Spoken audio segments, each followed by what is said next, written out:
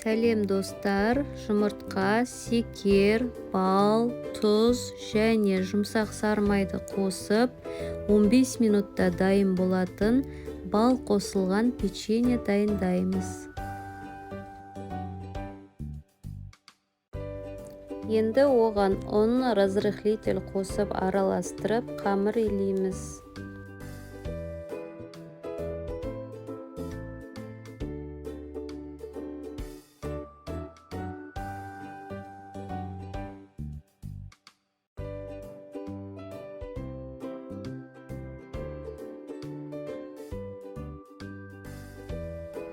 Қамырды видеода көрсетілгендей қылып созып, бірнеше бөліктерге бөліп, қалаған формамызбен кесіп шығамыз.